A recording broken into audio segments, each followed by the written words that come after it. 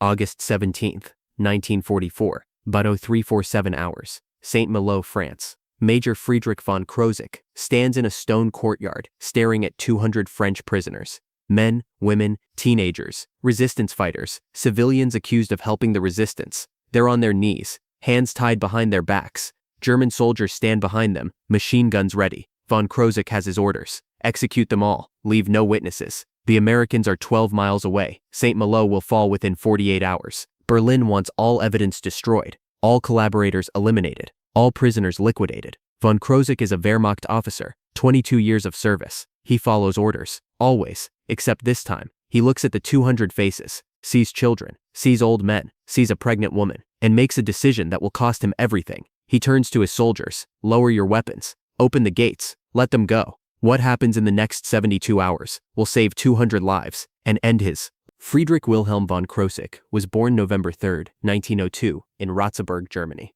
Prussian family. Minor nobility. His father was a career army officer. His grandfather had fought in the Franco-Prussian War. Military service wasn't a choice, it was tradition. Von Krosigk entered the Imperial German Military Academy at age 16. World War I was ending. Germany was collapsing, but the academy continued, training officers for an army that would soon cease to exist. Von Krosigk graduated in 1919. The Treaty of Versailles had just been signed. The German army was being reduced to 100,000 men. Most officers were discharged. Von Krosigk was retained. He spent the 1920s in a neutered military, training with wooden rifles because Germany wasn't allowed real ones, studying tactics that couldn't be practiced, waiting. When Hitler came to power in 1933, everything changed. Germany began rearming, secretly at first, then openly. The army expanded. Von Krosigk was promoted, made captain, then major. By 1939, he was commanding a battalion. When Germany invaded Poland, von Krosigk was there. Then France, in 1940. Then Russia, in 1941.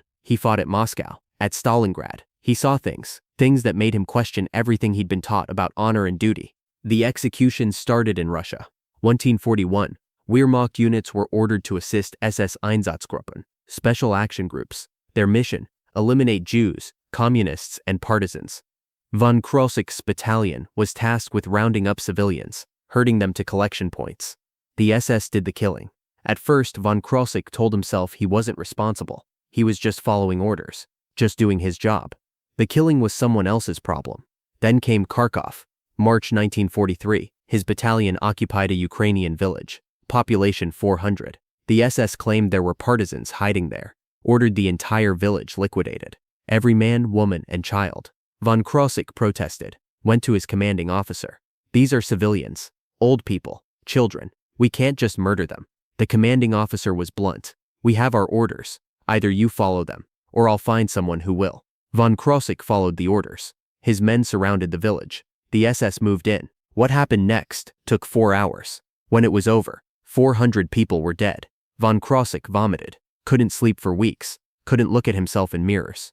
He'd crossed a line, and he knew it. For the next year, he tried to avoid similar orders, requested transfers, found excuses, but the orders kept coming. Execute partisans, liquidate villages, eliminate prisoners. By 1944, von Krosigk was a different man, harder, colder, broken. June 1944. The Allies invaded Normandy. Von Krosigk's unit was pulled from the Eastern Front, sent to France. Their mission: defend the Atlantic ports, prevent the Allies from capturing them. Saint-Malo was one of those ports. Ancient fortifications, stone walls, deep harbor. The Germans had spent 4 years turning it into a fortress, but by August 1944, the fortress was surrounded. American forces had broken out from Normandy, were sweeping across France. Saint-Malo was isolated, cut off. The German garrison knew it was only a matter of time. The commander, Colonel Andreas von Auloch, was a fanatic, sworn to defend Saint-Malo to the last man. He'd booby-trapped the entire city, mined the harbor, ordered his troops to fight to the death,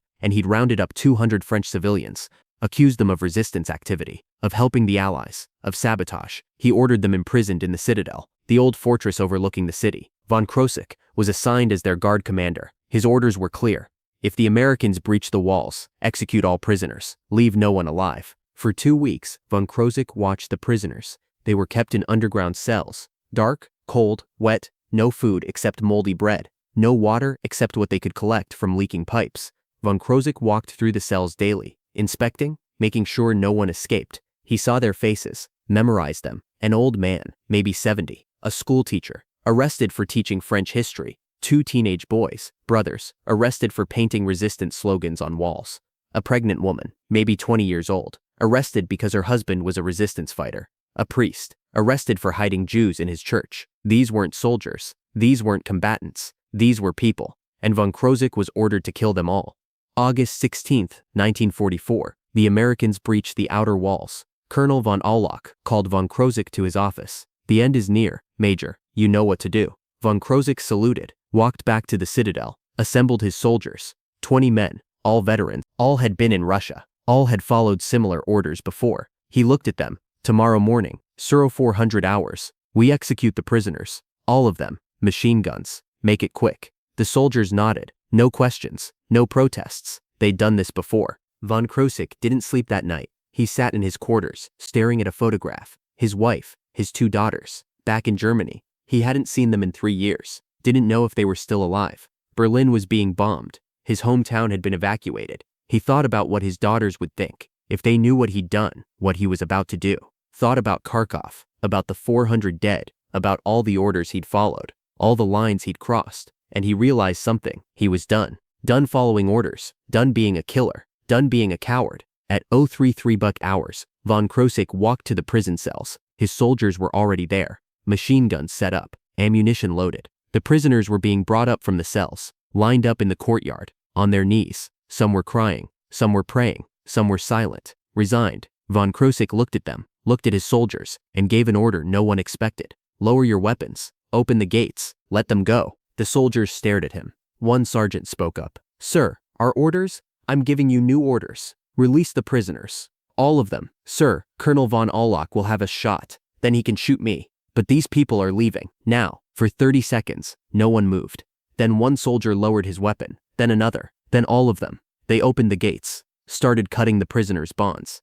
The prisoners didn't understand at first, thought it was a trick, thought they were being led outside to be shot. Von Krosigk walked to the front, spoke in French. His accent was heavy, but understandable. You are free. The Americans are outside the city. Go to them. Don't come back here. Go now. The prisoners ran. Some stumbled. Some fell. But they all ran, through the gates, into the streets, toward the American lines. 200 people, running for their lives. Von Krosigk watched them go, turned to his soldiers. You can say I forced you. Say I held you at gunpoint. Say whatever you need to say. But those people deserve to live. The soldiers said nothing. Just watched the empty courtyard. Colonel von Auloch found out within the hour.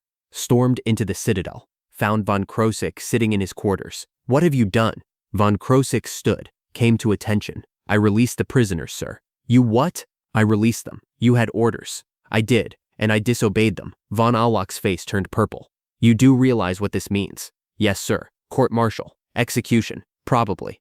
Von Auloch stared at him. Why? Von Auloch's face turned purple. You do realize what this means? Yes, sir. Court-martial. Execution. Probably. Von Auloch stared at him. Why? Von Krosigk looked him in the eye. Because they were innocent.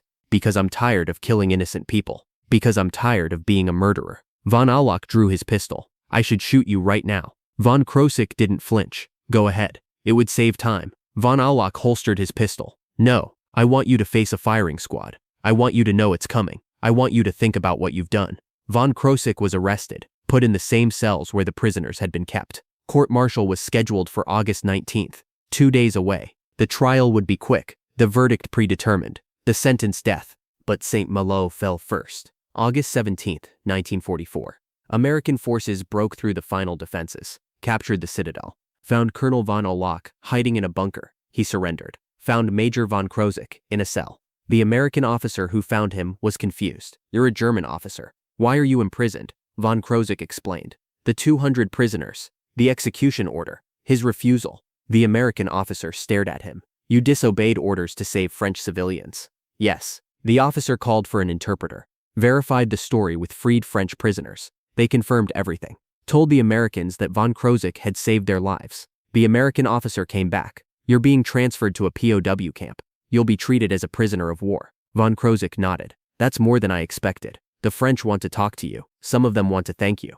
Von Krosigk shook his head. I don't deserve thanks. I'm still responsible for Kharkov, for all the others. I only saved these 200 because I finally couldn't do it anymore. That doesn't make me a hero. That makes me a coward who woke up too late. Von Krosigk spent the rest of the war in a POW camp in England, questioned by Allied intelligence. They wanted to know about war crimes, about atrocities. Von Krosigk told them everything, about Kharkov, about the executions in Russia, about all the orders he'd followed, all the innocent people he'd helped kill. He didn't make excuses, didn't claim he was just following orders. He owned it, all of it. The interrogators were surprised. Most German officers denied everything, claimed ignorance, blamed the SS. Von Krosigk did none of that. I'm guilty. I know I'm guilty. I'm responsible for the deaths of hundreds of people, maybe thousands. I don't know the exact number. I stopped counting. The only thing I can say is that I finally stopped. I finally said no. And I saved 200. It doesn't make up for the others, but it's something. After the war, Von Krosigk was tried for war crimes, Nuremberg tribunals. He was convicted, sentenced to 15 years in prison. He served 12. Released in 1957 for good behavior. By then he was 55 years old. Broken, gray, sick. He returned to Germany, found that his wife had died during the war. Berlin bombing. His daughters had survived, were grown, married, had children of their own. He tried to reconnect. They wanted nothing to do with him. You're a war criminal. You killed people. We don't want you in our lives. Von Krosigk lived alone, got a job as a janitor, cleaned office buildings at night, lived in a one-room apartment. No friends, no family, just work and silence. In 1962, a French journalist found him, researching the liberation of Saint-Malo, found records of the 200 prisoners, found testimony about a German officer who'd saved them, tracked down Von Krosigk, asked for an interview. Von Krosigk agreed. The journalist asked why he'd done it. Why risk everything for strangers? Von Krosigk thought for a long time before answering. Because I'd already lost everything. I'd lost my soul in Russia, lost my humanity, lost any claim to being a decent person. At Saint-Malo, I had one chance, one moment, to do something right, to save people instead of killing them. So I did. It doesn't redeem me. Nothing can redeem me. But at least those 200 people lived. At least I stopped being a murderer for one day. The article was published. French newspapers picked it up. Some of the 200 survivors read it. A few reached out, wrote letters, said thank you. Von Krosigk didn't respond. He didn't feel he deserved gratitude. In 1967, the French government announced they were considering a pardon, recognizing Von Krosigk's actions at Saint-Malo, possibly awarding him a medal. Von Krosigk wrote a letter, declined. I don't want a medal. I don't deserve recognition. I'm a war criminal who did one decent thing. That doesn't make me a hero. The pardon was withdrawn. Friedrich Wilhelm von Krosigk died February 8, 1971. He was 68 years old. Pneumonia. He died alone in his apartment. No one found him for 3 days. They buried him at a public cemetery outside Hamburg. No military honors. No ceremony. Just a plain grave with a simple marker, name and dates. Nothing else. Of the 200 people he saved, about 30 attended his funeral. They stood in the rain, said prayers, left flowers. One of them, an old man named Marcel Dubois, gave a short speech. This man saved my life. He saved all our lives. He knew it would cost him everything. He did it anyway. I don't know what he did before Saint-Malo. I don't know what crimes he committed, but I know what he did for us, and I will never forget. The grave is still there, modest, unvisited most days. There's no monument, no plaque, just a headstone. Most people don't know the story, don't know about the 200 prisoners, don't know about the German officer who disobeyed orders and saved them. Here's what the story of Friedrich von Krosigk tells us. It's never too late to do the right thing, even if you've done terrible things, even if you're guilty, even if you don't deserve redemption. For years, von Krosigk followed orders, killed innocent people, crossed lines, became a monster. At Saint-Malo, he had one moment, one chance to choose differently. He could have followed orders, executed 200 people. No one would have blamed him. Orders are orders. War is war. But he chose to disobey, chose to save them, knowing it meant court-martial, knowing it meant death. He did it anyway, because finally, after years of killing, he couldn't do it anymore. Finally, he chose humanity over obedience. That one choice didn't erase his crimes, didn't redeem him, didn't make him a hero, but it saved 200 lives, and it meant that for one moment, he was more than a killer. He was a man who remembered what it meant to be human. That's the Friedrich von Krosigk story. Not redemption, not heroism, just one choice, one moment, 200 lives. That's all. That's everything.